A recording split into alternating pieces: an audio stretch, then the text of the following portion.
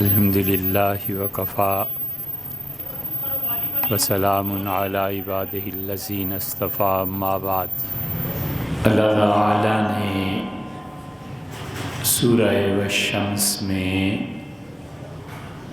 مختلف چیزوں کی قسم کھائی ہے، اور اللہ تعالیٰ کی اپنے پاک کلام میں عادت یہ ہے کہ وہ کئی چیزوں کی قسمیں کھاتا ہے۔ کبھی چاند کی، کبھی سورج کی، کبھی انسان کے نفس کی، مختلف اشیاء کی قسمیں اٹھاتا ہے۔ مثلاً وہ یہ کہتا ہے کہ وہ شمس اور سورج کی قسم، ایک جگہ فرمایا ہے کہ والقمر اور چاند کی قسم، والعادیات ضبحا قسم ہے ان لوگوں کی، گھوڑے دوڑانے والے لوگوں کی، جو اس تیزی سے گھوڑے کو دوڑاتے ہیں کہ گھوڑوں کے سم چنگاریوں کو جنم دیتے ہیں۔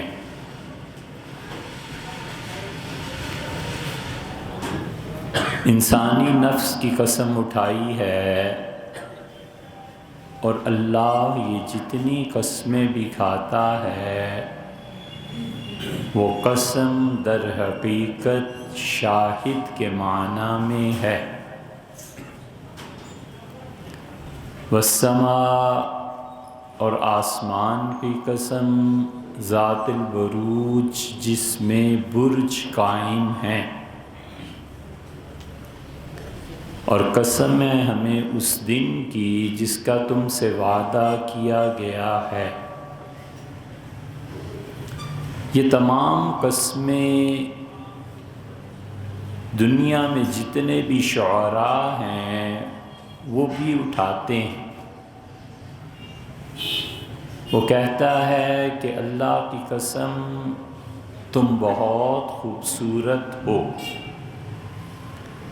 تو وہ در حقیقت یہ کہہ رہا ہوتا ہے کہ جو کچھ میری آنکھیں دیکھتی ہیں وہ جھوٹ نہیں ہے، میرے نزدیک اللہ اس بات کی گواہی دیتا ہے کہ تم خوبصورت۔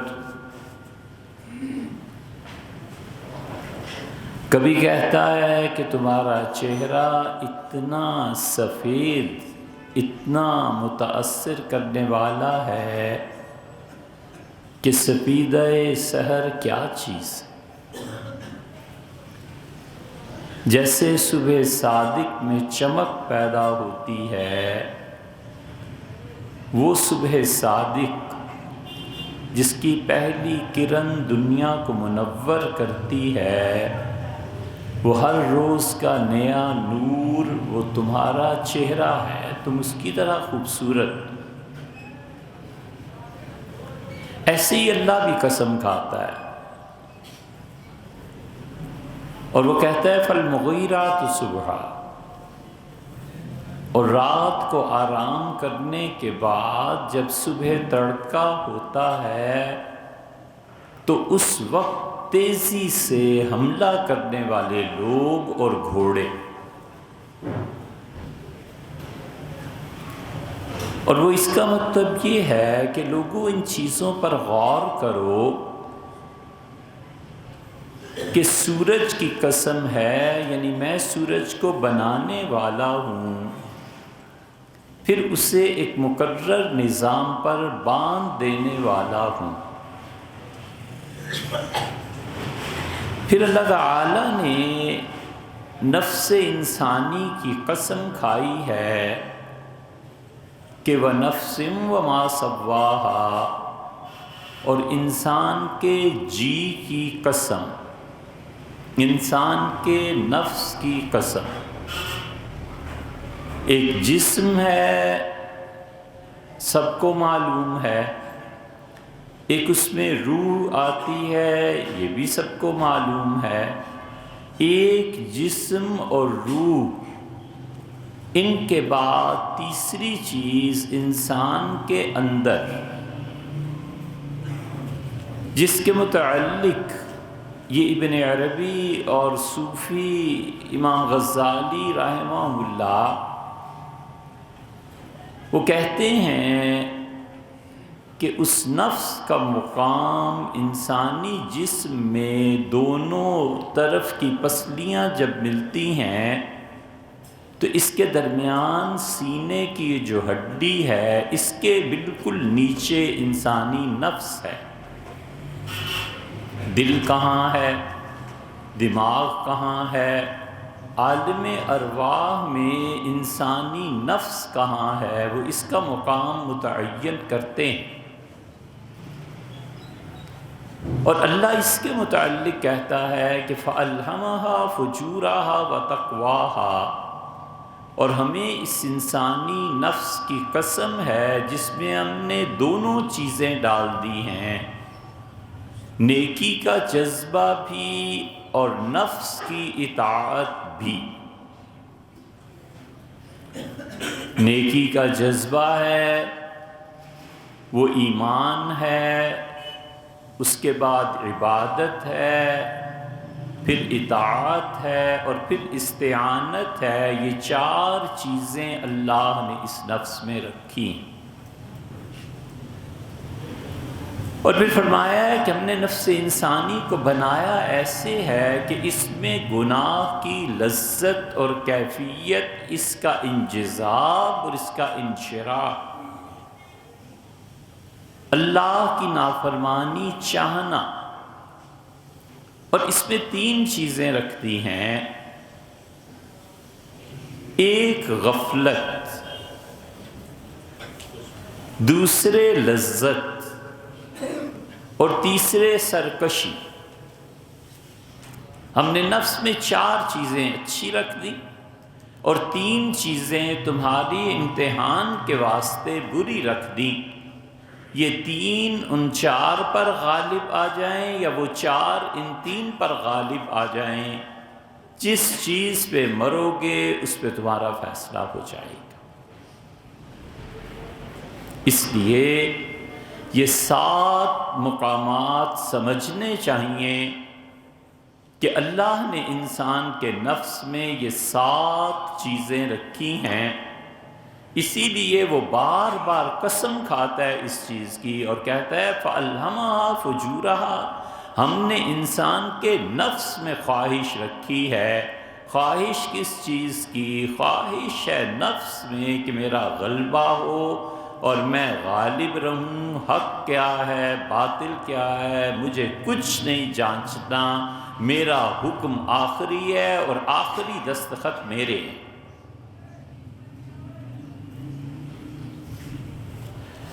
پھر دوسرا جذبہ یہ ہے کہ لذت چاہیے، مزہ چاہیے۔ مزہ شراب میں ہے اور پاک پانی کو چھوڑ کر میں اس کو چکھتا اور پیتا ہوں، مزہ چاہیے۔ حضرت رسالت پناہ صلی اللہ علیہ وسلم کو یہ چیزیں حقیقت میں دکھائی گئیں۔ کتنی اچھی بات ابو علی سینا اور حضرت ابو سعید ابو الخیر رحمۃ اللہ علیہ کے درمیان ہوئی۔ ابو سعید اور ابو علی سینا صاحب شفا، یہ دونوں بچپن کے گویا دوست تھے۔ حضرت ابو سعید رحمۃ اللہ علیہ کی خانقاہ پہ ایک دن ابو علی آئے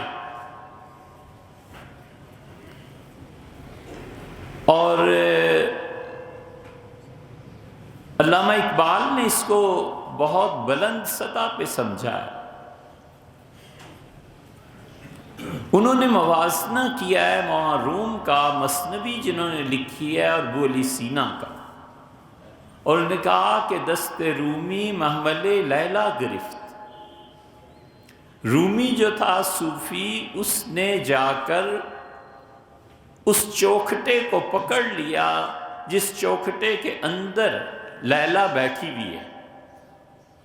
بو علی در غبار ناکا گم کرد، اور بو علی سینا ابھی وہ جو اونٹنی چل رہی ہے اور گرد راہ اٹھ رہی ہے، اس گرد راہ میں لاٹھی ٹیکتا ہوا آ رہا ہے۔ یہ فرق ہے صوفی اور فلسفی۔ حضرت ابو سعید رحمۃ اللہ علیہ کی خانقاہ میں آئے بو علی سینا، ایک کمرے میں بیٹھے، اور وہ کہتے ہیں کہ 3 دن تک دونوں ایک دوسرے سے بحث کرتے رہے، سوائے نماز کے باہر نہیں نکلتے تھے۔ تو جب وہ چلا گیا تو ابو علی سینا کے شاگردوں نے پوچھا کہ حضرت یہ 3 راتیں اور 3 دن یہ کیا کرتے رہے؟ انہوں نے کہا حضرت ابو سعید رحمۃ اللہ علیہ کے متعلق کہ 3 دن کے بعد مجھے پتا چلا کہ جو کچھ میں جانتا ہوں وہ دیکھتا ہے۔ لڑکوں کو جیسے بچوں کو ہوتی ہے طالب علمی کے زمانے کی، وہ بھاگے اور حضرت ابو سعید رحمۃ اللہ علیہ سے پوچھا حضرت یہ 3 دن کیا بحث آپ لوگوں کی جاری رہی؟ تو انہوں نے کہا جو کچھ وہ جانتا ہے میں دیکھتا ہوں۔ اس لیے کہ مشاہدے میں اور علم میں فرق ہے۔ مشاہدے کی دولت بہت بڑی چیز ہے، اور علم اس کے مقابلے میں چیز کیا ہے؟ ایک شخص ہے جس پہ اللہ کی تجلیات وارد ہوتی ہیں، دل قبول کرتا ہے، صبح کچھ اور شام کچھ اور شام کچھ اور صبح کچھ، اور ایک ہے جس نے محض کتابوں کو پڑھا ہے۔ دونوں میں زمین آسمان سے زیادہ فرق ہے۔ اس لیے صوفی کے مشاہدات اور مولوی صاحب کا کتابوں کی تعلیم، ان کا آپس میں کوئی جوڑ نہیں۔ اللہ تعالیٰ نے فرمایا ہے کہ ہم نے اس نفس انسانی میں یہ چیزیں رکھی ہیں، گویا اس کا مطلب یہ ہوا کہ نفس انسانی میں خدا نے گناہ کی قوت خود رکھی ہے، اور اس قوت کا تقاضا یہ ہے کہ تمہیں لذت چاہیے، مزہ چاہیے، جو کچھ بھی ہوتا رہے اس سے غرض نہیں، مزہ چاہیے، وہ زندگی کے مقاصد میں سے ہے۔ گو ہاتھ کو جنبش نہیں، آنکھوں میں تو دم ہے، رہنے دے ابھی ساغر و مینا میرے آگے۔ یہ جو چیز ہے اللہ نے آگاہ کر دیا، اس نے کہا کہ دیکھو تمہارے نفس میں 3 چیزیں ہم رکھ کر بھیج رہے ہیں، یہ 3 تم پہ فتح پا لیں تم جانو، اور تم ان 3 کو زیر کر لو تو وہ ہمارے ہاں اس کے بڑی قدر ہے۔ ایک یہ کہ انسانی نفس یہ چاہتا ہے کہ وہ لذت کو حاصل کرے، اور ایک یہ کہ انسانی نفس اپنی بڑائی اور غلبے کو چاہتا ہے، تو پھر وہ غافل ہو جاتا ہے، غفلت اس میں آ جاتی ہے، غفلت سے جان چھڑاتا ہے تو مزے کے چکر میں پڑ جاتا ہے۔ غفلت اور لذت ان 2 کو برباد کر دے، مجاہدہ کر دے تو پھر سستی میں چلا جاتا ہے۔ اسے پتہ ہے کہ میں نے اللہ کی نافرمانی نہیں کرنی، اس کام میں لذت ہے یہ بھی نہیں کرنا۔ یہاں پہنچ کے پھر وہ لیٹ جاتا ہے، سستی کا مارا ہوا، ہمت کا ہارا ہوا، آخرت کے سارے مشاہدات کے باوجود اندر کی قوتوں کو معطل کیے ہوئے، جس سے شریعت کو، خدا کو شدید نفرت ہے اس سستی سے۔ حضور اقدس صلی اللہ علیہ وسلم نے فرمایا، ایک آدمی کو دیکھا وہ ایسے ہی سست تھا، تو فرمایا دیکھو زندگی ایسے گزارنی ہے کہ اگر موت تمہارے سامنے آ جائے، آتی بھی دکھائی دے، تو تمہارے ہاتھ میں اگر کھجور کا پودا ہے تو کوشش کرنا کہ کھجور کا پودا لگا کے مرو۔ ہمت ہے۔ 4 چیزیں پہلے فرما دی، وَنَفْسٍ وَمَا سَوَّاهَا، ہمیں انسانی نفس کی قسم ہے جسے ہم نے برابر کیا ہے، فَأَلْهَمَهَا فُجُورَهَا وَتَقْوَاهَا، فسق و فجور اور خدا کی نافرمانی اللہ نے کہا ہم نے خود رکھی۔ اگر خدا یہ نہ رکھتا تو انسان کا امتحان کیسے ہوتا، انسان کو اتنی عظمت اور شرف کیسے ملتا؟ اس لیے بار بار وہ 2 چیزوں کا تقابل کرتا ہے۔ وہ کہتا ہے وَلَا الظِّلُّ وَلَا الْحَرُورُ، لوگوں کیا گرمی، ننگے سر ہو جانا، اور کیا دھوپ کے باوجود سائے کا مل جانا، یہ سایہ اور دھوپ دونوں برابر ہیں؟ قُلْ هَلْ يَسْتَوِي، ان سے پوچھ کہ کیا جو صاحب علم ہے اور جس کے پاس علم نہیں ہے وہ دونوں برابر ہیں؟ ایک آدمی جس نے نفس کی خواہشات کو لگام دی ہے اور اس نے جبراً اپنی طبیعت کو صحیح سانچے میں ڈھالا ہے، اور ایک جو بے لگام نفس ہے، کیا یہ دونوں برابر ہو جائیں گے؟ اسی لیے حضرت اقدس شاہ ولی اللہ رحمۃ اللہ علیہ نے ایک بہت زبردست تجزیہ کیا ہے، حجت اللہ البالغہ میں اس کے اشارات ملتے ہیں۔ شاہ صاحب رحمۃ اللہ نے لکھا ہے کہ جس شخص کو غصہ شدید آتا ہو اور جو شخص جنسی طور پر بہت قوی ہو اور ایک بیوی کے ساتھ گزارا بھی اس کے لیے مصیبت ہو اور اس کے نفس کی خواہشات بہت زیادہ ہوں، وہ کہتے ہیں کہ اس کو جو لگام ڈال لیتا ہے ان جذبات کو تو وہ گھوڑے کی طرح ہیں، جتنا لگام کسی بھی ہوگی اتنا ہی گھوڑا زیادہ اوپر جائے گا، زیادہ تیز چلے گا۔ اس لیے جو شخص اپنے ان جذبات کو قابو میں رکھتا ہے، غصے کو نافذ کر سکتا ہے، اس کے باوجود غصے کو تھامے ہوئے ہے، اللہ کے ہاں وہ بہت قرب پاتا ہے۔ حضور صلی اللہ علیہ وسلم نے فرمایا کسی پینے والے نے ایسا گھونٹ نہیں پیا جتنا اچھا گھونٹ وہ پیتا ہے جو عین حالت غضب میں بھی اپنے آپ کو سنبھال لیتا ہے۔ اسی دونوں چیزوں میں فرمایا فَأَلْهَمَا فُجُورَهَا، پہلے فجور کا ذکر کیا اس لیے کہ انسانی نفس بےتاب ہوتا ہے گناہ کے لیے، اور ان میں بدترین چیز غصہ ہے، اور غصہ اسے پاگل بنا دیتا ہے۔ ہر لمحے کا یہ احساس کہ مجھے مرنا ہے اور اللہ کے سامنے پیش ہونا ہے انسان کو پکڑ لیتا ہے، ہلنے نہیں دیتا۔ حضرت ابو مسعود بدری رضی اللہ عنہ اپنے غلام کو مار رہے تھے اور اسے بہت برا بھلا کہہ رہے تھے۔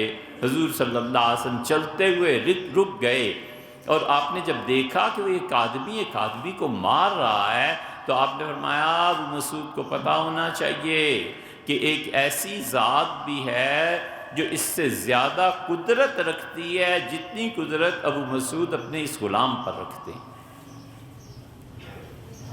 ایک جملہ کافی ہو گیا۔ بعد میں حاضر ہوئے اور عرض کیا اللہ کے رسول غصے پہ قابو نہیں رہتا۔ حضور صلی اللہ علیہ وسلم تم انہیں آزاد کر دو، اگر تم اپنے آپ کو کنٹرول نہیں کر سکتے تو ہٹ جاؤ، یہ تمہارے لیے زیادہ بہتر ہے، بجائے اس کے کہ تم انہیں غلام بھی بناؤ اور اپنے غصے کا اظہار بھی کرو۔ اس لیے انسانی نفس غلبہ، طاقت، اور دنیا میں جہاں بھی طاقت اخلاقیات کی چھلنی سے نکل کے پھر علم کی گود میں آئے گی، اور پھر علم کی گود سے نکل کر وہ طاقت جب آئے گی تو صحیح استعمال ہوگا، اور جس شخص کو بغیر اخلاقیات پر محنت کیے اور بغیر تعلیم کے اقتدار ملے گا وہ پہلے فرعونوں سے بھی بڑا فرعون ثابت ہوگا۔ کوئی شخص ڈیزرو نہیں کرتا کہ اس امت کے بڑے مجمع تو درکنار کسی مسجد کی بھی امامت کے لائق ہو جس شخص کی طاقت نماز پڑھانے کی قوت اخلاقیات اور علم دونوں کے علاوہ مل گئی ہو۔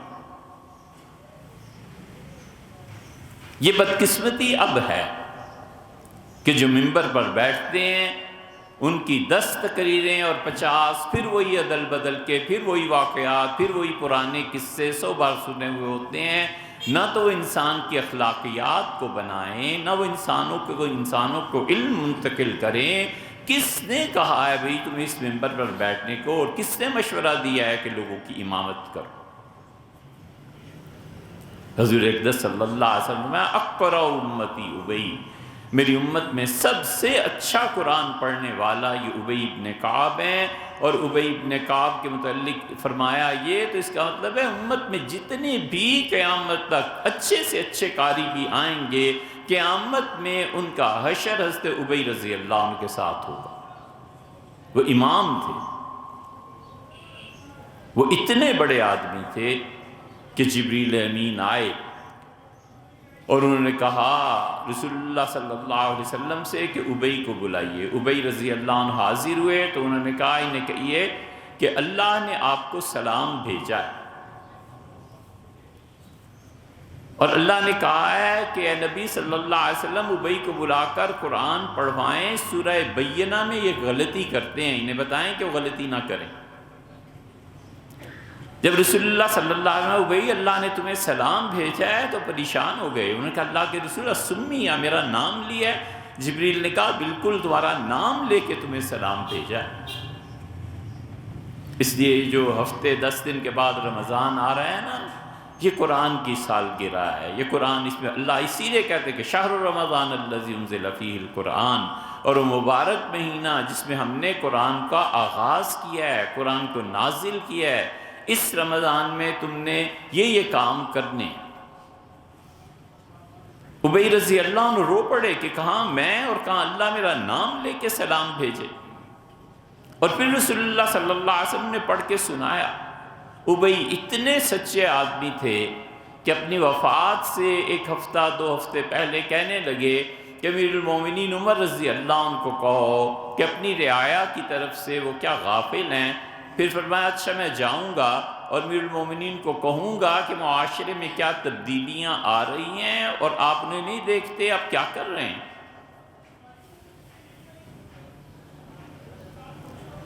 اس انسان کو، ابی رضی اللہ عنہ کو اتنی بشارتیں اور سب کچھ ہونے کے باوجود، اللہ تعالیٰ نے جس سلام بھیجنے کے باوجود اپنے آپ کو شہرت سے محفوظ رکھا، اس لیے کہ نفس انسانی کو شہرت درکار ہے۔ انسان دونوں جذبوں پہ، غصے پہ اور جنس پہ جتنا پکا لگام اور ہاتھ رکھتا ہے اور کنٹرول کرتا ہے، اتنا ہی تیزی سے وہ اللہ کی طرف بڑھتا ہے۔ کیونکہ ایک آدمی ہے جسے غصہ ہی نہیں آتا تو اس کو کون سی قربانی دینی ہے، ایک آدمی ہے جس کو ان چیزوں سے، جن سے تعلق سے کوئی دلچسپی نہیں ہے، تو اس نے کیا قربانی دی ہے پوچھو تو اس سے جو ہر لمحے پر اس مزاحمت کا سامنا کرتا ہے، صبح شام پریشان ہوتا ہے کہ یا اللہ ایک طرف تیری حدود ہیں، ایک طرف میرے نفس کے اپنے تقاضے ہیں، جاؤں کہاں۔ اس لیے انسانی نفس میں 4 چیزیں عبادت کی رکھی ہیں اور 3 چیزیں منع کی رکھی ہیں۔ سب سے پہلی چیز اگر ترتیب میں دیکھیں تو ایمان ہے،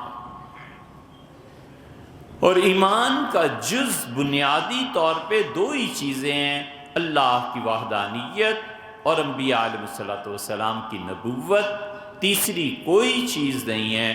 اگر ان 2 کے بعد کوئی چیز پہلے نمبر پہ اعمال میں یا نظریات میں آتی ہے تو پھر وہ آخرت کا محاسبہ ہے۔ اللہ نے کہا ہے صاف صاف کہ لوگ جانتے ہیں کہ ہم نے انہیں بیکار، کیا لوگ جانتے ہیں ہم نے انہیں بیکار پیدا نہیں کیا۔ ایمان میں اللہ کی توحید، ایمان میں انبیاء علیہ السلام کی اطاعت، سب سے پہلی چیز انسان کے عقیدے کا درست ہونا ہے۔ رسول اللہ صلی اللہ علیہ وسلم کا بنیادی طور پر پوری خدا کی کتاب آپ پڑھ جائیں، جن چیزوں پر جھگڑا تھا اہل مکہ کے ساتھ، خدا کی توحید پر جھگڑا تھا، اس بات پر جھگڑا تھا کہ خدا تک پہنچنے کے لیے ہمیں انسان درکار نہیں ہے، یہ بت ہیں اور کہ ہمارے اور خدا کے درمیان راستے کا کام دیتے ہیں۔ اور تیسری چیز یہ کہ ہم نے مر کے دوبارہ زندہ نہیں ہونا۔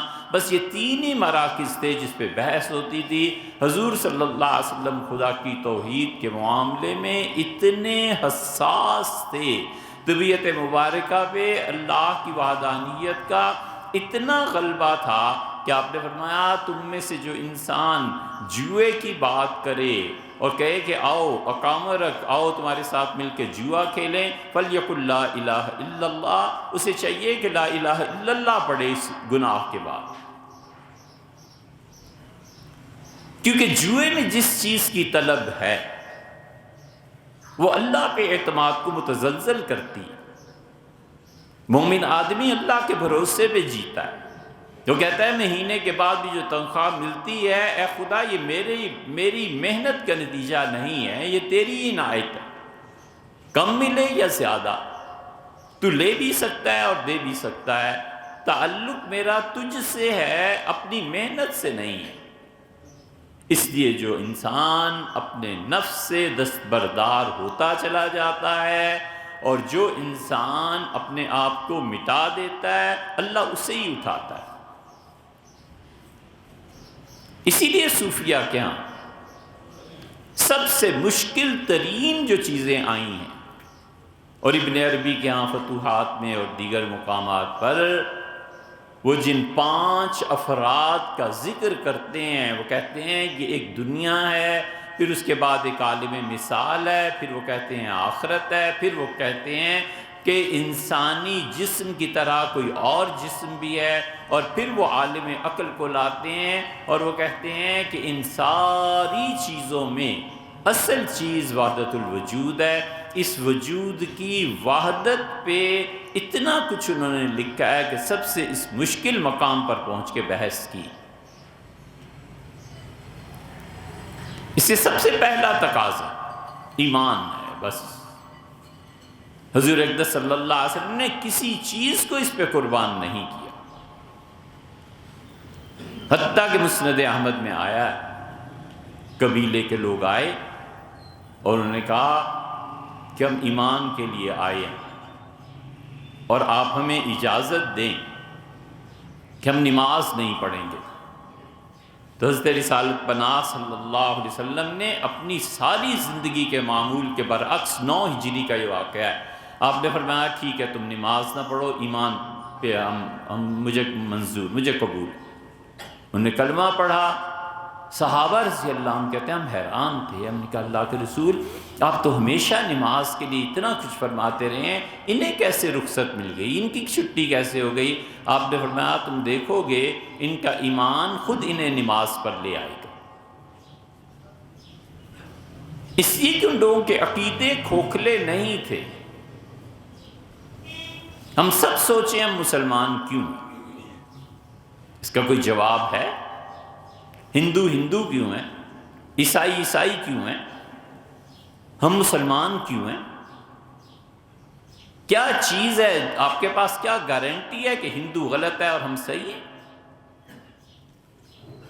بڑے نازک معاملات، بہت نازک چیزیں ہیں، اور اگر قیامت میں یہ دین جھوٹا نکل آیا تو پھر کیا ہوگا؟ والعیاذ باللہ۔ ہم کبھی اس کو نہیں سوچتے، فیوچر میں ساری چیزیں آتی ہیں، ایک ایمان ہی ایسی چیز ہے کہ کبھی نہیں سوچا کہ میں آخر کیوں مومن ہوں۔ ممکن ہے حق ہندوؤں کے پاس ہو، ممکن ہے حق عیسائیوں کے پاس ہو، ممکن ہے یہودیوں کے پاس ہو، پھر اس سے بھی نیچے اتر کے ممکن ہے کہ حق اہل تشیع کے پاس ہو، میں اہل سنہ میں سے کیوں ہوں؟ نہ ہم خود جانیں، نہ ہم اپنی اولادوں کو تعلیم دیں، اور اب تو جو انٹرنیٹ پہ طوفان مچے ہوئے ہیں اس اسلام پہ، حضرت رسالت مآب صلی اللہ علیہ وسلم کی سیرت پہ، دین کے نظام پہ، وہ لوگ اعتراض کرنے والے اٹھ کے سامنے آ رہے ہیں کہ ہمارے انٹرنیٹ کے دوسری طرف بیٹھے ہوئے بچے مبہوت ہیں، پریشان ہیں، ملحد ہیں، وہ ان اعتراضات کو لے کے گھومتے رہتے ہیں، اور کوئی ایسا بندہ نہیں ملتا جو ان کو دل سے مطمئن کر سکے۔ زبان سے لاجواب کر دینا اور کسی کی زبان کو بند کر دینا یہ انبیاء علیہ السلام کا کام نہیں تھا۔ انبیاء علیہ السلام تو وہ تعلیم دیتے تھے جو دل میں اتر جائے، اور وہ سکھاتے تھے کہ عقل اس کے سامنے ماند پڑ جائے۔ اللہ تعالیٰ نے چاہا تو یہ 7 جمعے جو آ رہے ہیں ان 7 باتوں پہ گفتگو کریں گے کہ ایمان، عبادت، اطاعت، استعانت، سستی، غفلت اور لذت، یہ 7 چیزیں سمجھنی چاہیے۔